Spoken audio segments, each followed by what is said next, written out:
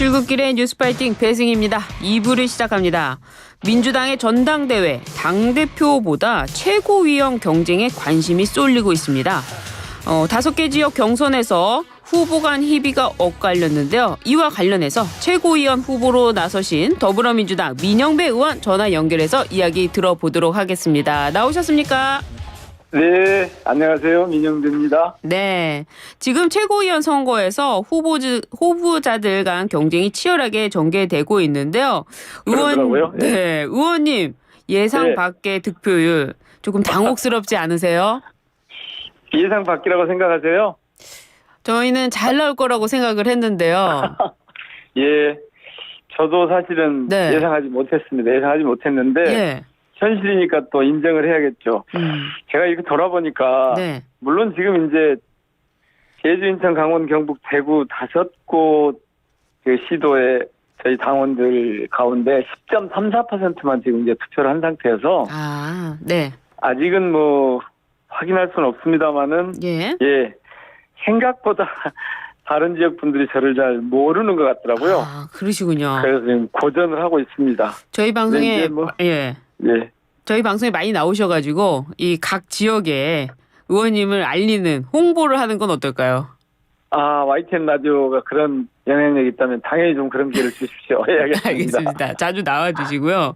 네네. 지금 예상 외로 정봉주 후보가 돌풍을 일으키고 있다. 지금 언론들이 그렇게 많이 쓰고 있는데요. 돌풍이라고 보십니까? 예상 밖으로 그러니까 5위 안에 들어갈 것인가라고 여겼지만 실제로 지금 상당히 높은 격차가 있는 일이거든요. 네. 그러니까 돌풍이라고까지는 모르겠는데 특히 이제 지금 초반이기 때문에 아직 예. 돌풍이라고까지는 모르겠는데 네, 예상 밖으로 1위를 하고 있는 건 틀림없는 것 같습니다. 그래요. 사실은 이 인지도를 가늠할 수 있는 게 특히 민주당은 유튜브를 굉장히 활용을 많이 하잖아요. 뉴미디어를요. 그래서 예, 후보들이 굉장히 거기에 강하더라고요. 저 같은 경우는 예. 상대적으로 이 뉴미디어 내지는 온라인 친화력이 좀 떨어지고 아, 그래요. 이 정봉주 후보 같은 경우는 이분은 계속 이 유튜브 활동을 해왔고 또 예. 팬덤이 생겼고 지난번에 그 공천 과정에서 그런 문제가 있고 그래서 예. 상대적으로 좀 그 아쉬움을 그렇게 표현하고 있는 게 아닌가 싶어요, 지지자들이. 그래서 좀 예. 상당히 주목을 받고 있고 지금 탄탄한 온라인 기반을 갖추고 있는 그런 게 드러나고 있는 거죠. 그러니까 온라인에서의 어떤 유튜브 구독자들 또 팬덤이 결국에는 오프라인에서의 이 최고위원 선거에도 영향을 미친다. 이렇게 분석할 수 있겠네요. 당연히요. 세상이 이미 바뀌었습니다. 그러니까 예. 기존에 대의원 중심으로 해서 그 엘리트들이 이를테면 영향력을 세게 행사하던 그런 시대. 그러니까 저는 그거를 엘리트 정치, 정치인의 정치 시대에서 네. 이제 직접 자신들이 참여해서 자기 의견을 내는 시민의 정치 시대로 바뀐 그런 현상이 아, 지금 저희 이 최고위원 선거 관련해서 또 그대로 들어가고 있는 거죠. 그러네요. 어쨌거나 네. 지금은 지역을 기반으로 해서 최고위원 선거를 하고 있는데 지금 이제 아직 남은 것이 호남과 수도권 아니겠습니까? 당원 숫자가 많은 네, 이제 이번 예. 주말에 네. 부울경하고 충청 2개 지역에서 5곳을 끝내고 나면 예.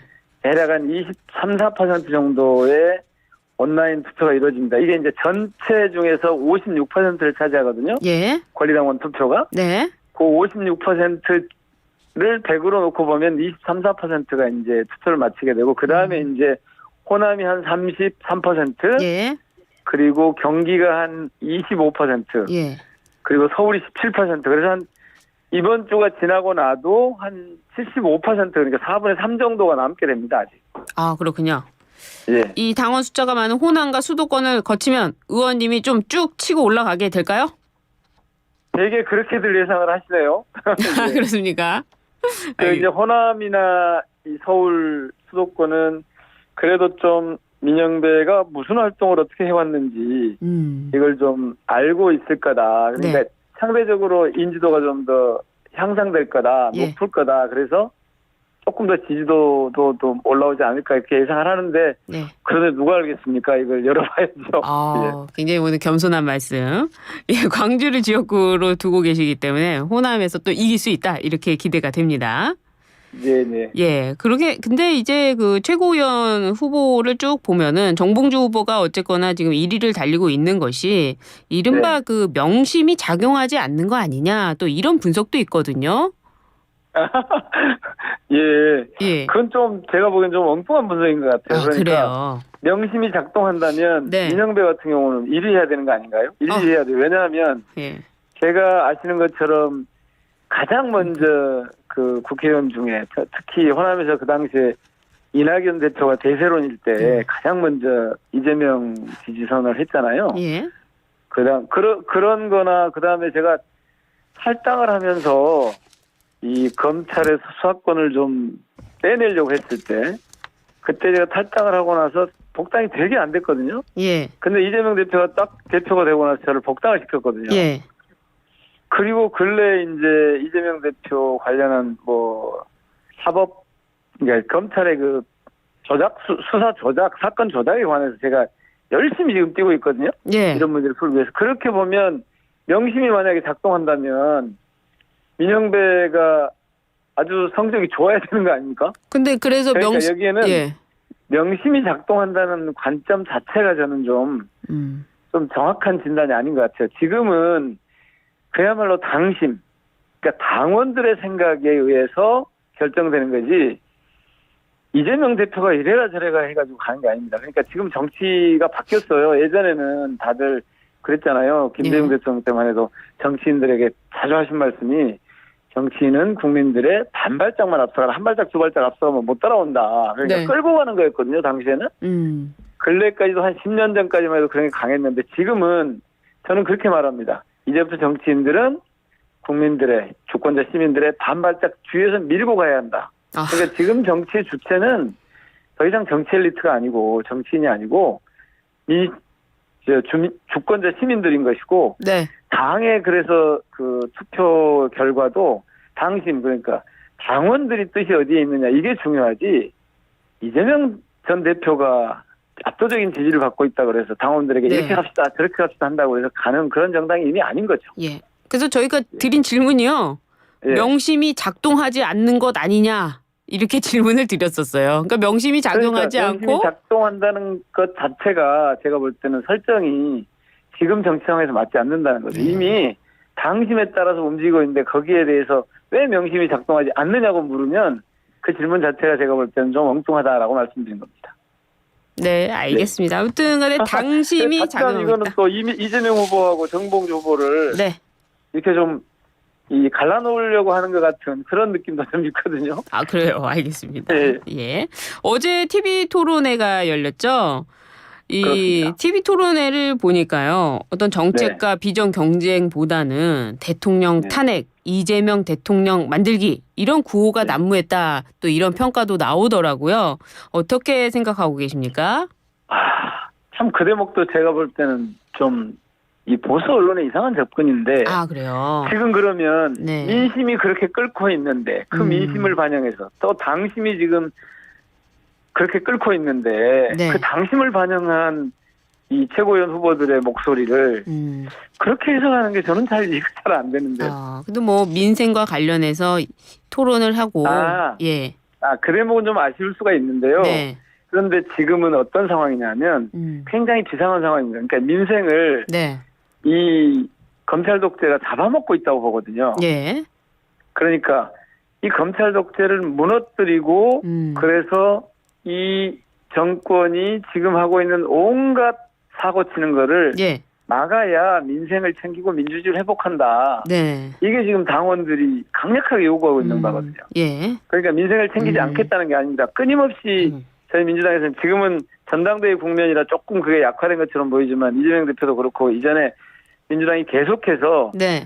그 이른바 이 대여당 대윤석열 정권에 대한 투쟁과 민생을 투트랙으로 계속 유지해온 거 아닙니까? 그렇죠. 그런데 지금 이 윤석열 독재 체제가 검찰 독재 체제가 갖고 있는 온갖 부조리하는 것들이 민생을 챙겨도 소용없게 만들어버렸어요. 이를테면 각종 법안을 만들어서 야당이 보내도 이걸 다 거부해버리지 않습니까? 네. 그리고 민생지원금 같은 것도 해보자고 그렇게 요청을 해도 아예 그냥 거부해버리지 않습니까? 예. 그래서 지금은 민생을 챙기려고 해도 챙기기 어려울 만큼 정치 상황이 좋지 않다. 예. 그래서 이 정치를 빨리 제자리로 돌려놓고 예. 민생을 그러면 챙겨야 된다. 물론 그렇다고 해서 민주당이 민생에 소홀하겠다는 뜻은 전혀 아닙니다. 그렇군요. 상황이 지금 예. 굉장히 비정상적인 그런 상황이다. 이런 말씀. 그렇군요. 지금 민생과 관련해서 굉장히 그 말씀을 해주셨는데 우리 예. 청취자분께서 민주당이 그렇다면 민생 관련 법안이 아닌 방송사법을 먼저 올린 이유는 무엇이냐 이게 궁금하다 이렇게 또 질문을 해주셨어요. 아니 여러 법안들을 올렸죠. 저희들이. 그러셨군요. 민생 법안들 여러 올렸는데 계속 거부당하고 예. 방송사법은 지금 필리버스터 제가 조금 전에 필리버스터 현장에 있다 왔거든요. 예. 어떻습니까? 이 법안은 오래된 대한민국의 오래된 과제거든요. 그러니까 지금 이른바 정치 후견주의라고 하는 그러니까 민영방송사가 아닌 공영방송사에 대해서 네. 이 정치 후견주의 정치가 너무 깊이 개입해서 땡볕 뉴스를 하고 있단 말이에요. 이를테면 KBS가 그런 언론이 제대로 정치적인 견제, 감시, 공정한 그런 기능을 수행하지 못하고 의사결정을 제대로 해주지 못하고 자꾸 친정부적인 친정권적인 그런 방향에서 마치 정권의 나팔수처럼 홍보 이 방송인 것처럼 이렇게 하고 있으니까 이걸 바로잡아야 된다는 얘기는 오래전부터 나왔던 과제입니다. 그리고 그렇지만, 이게 또 사실은 알고 보면 별것도 아니에요.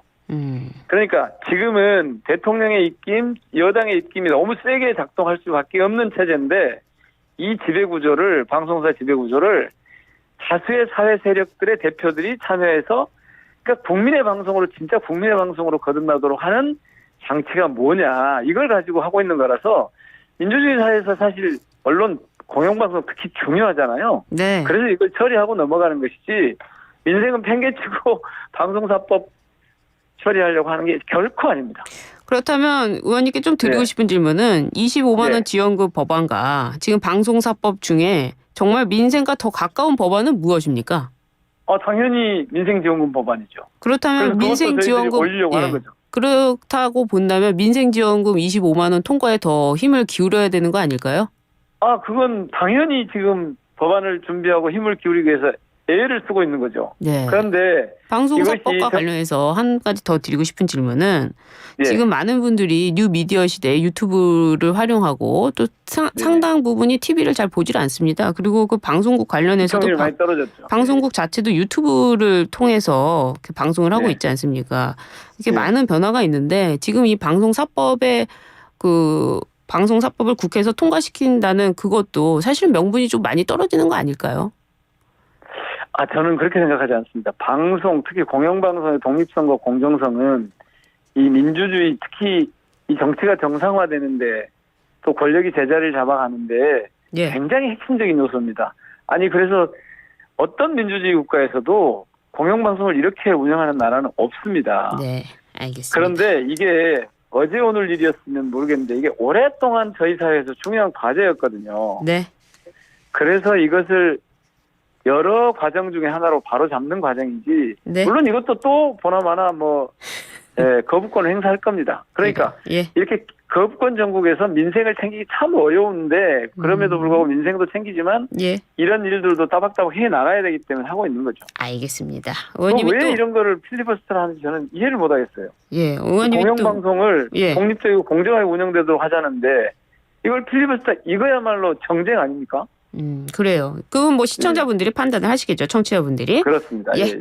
다음으로 좀 넘어가 보도록 하겠습니다. 지금 연일 김두관 후보, 당대표 후보, 김두관 후보는요, 이재명 후보만 공격하고 있는 것 같아요. 특히 재판에서 유죄를 받으면 당과 본인에게 큰 부담이 될 것이다. 이렇게 또 전망을 했습니다. 어떻게 들으셨습니까? 저는 정상적으로 재판을 하면 제가 재판정에도 가보고 네. 그 정치검찰 사건 조작 대책단의 단장도 맡아서 일해보고 그랬는데요. 예. 이 재판은 정상적인 재판이 되면 유죄가 나올 수가 없어요. 왜냐하면 네. 지금까지 쭉 보셨지만 대장동 네. 그 선거 전부터 그 난리를 쳤는데 지금 3년 4년째 되고 있는데 예. 뭐가 나왔습니까 유죄가? 재판 중이죠. 대부분은 정치적으로 정치검찰들이 장난치고 있는 거란 말이에요.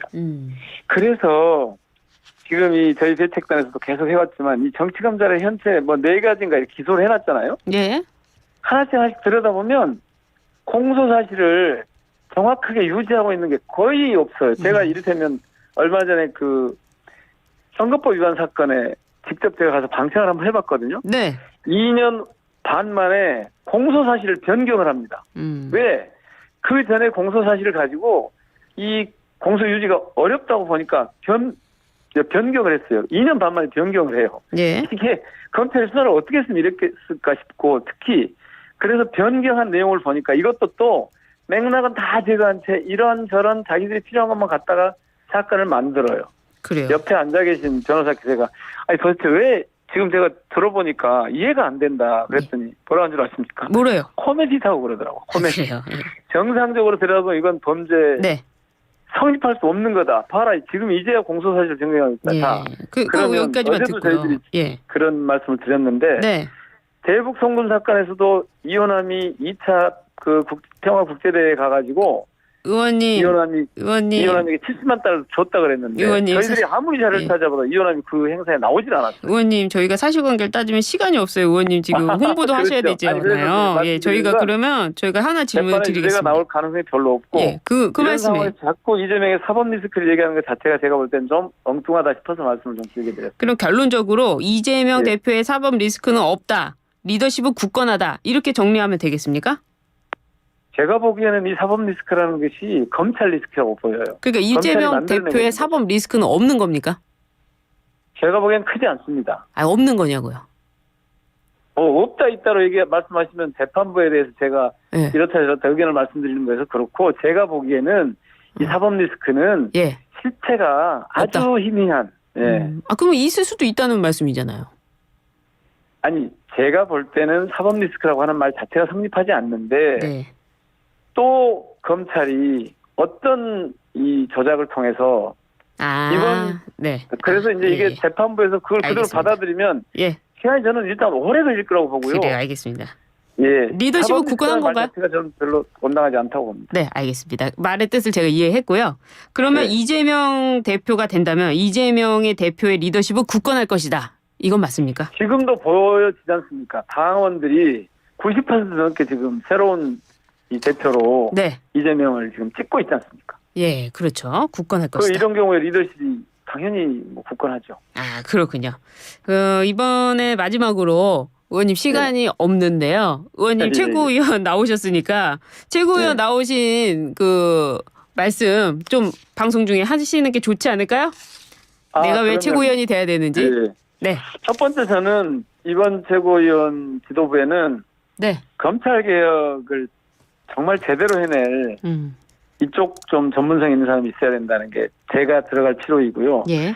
두 번째는 사실은 제가 보기에는 이 저희 지도부에 집권 경험, 집권 역량이 좀 있는 그러니까 저로 말씀드리면 제가 구청장도 8년 해보고 자치단체장이죠. 예. 그리고 청와대 예전에 대통령실 근무를 제가 2번 조 대통령을 모시고 근무를 해봤어요. 아, 그러셨군요. 이런 것들이 아마 이제 앞으로 저희들이 정권을 탈환하게 되면 네. 꽤 중요한 역량으로 작동할 거다. 특히 수도권에 지금 네. 8명 중에 저 말고는 다 수도권이거든요. 수도권 그렇습니다. 집중돼 있는데 알겠습니다. 지역의 대표성을 갖고 제가 좀 참여할 필요가 있겠다 이런 생각을 합니다. 네, 좋습니다. 오늘 말씀 잘 들었습니다. 고맙습니다. 네, 지금까지 민영배 더불어민주당 의원이었습니다.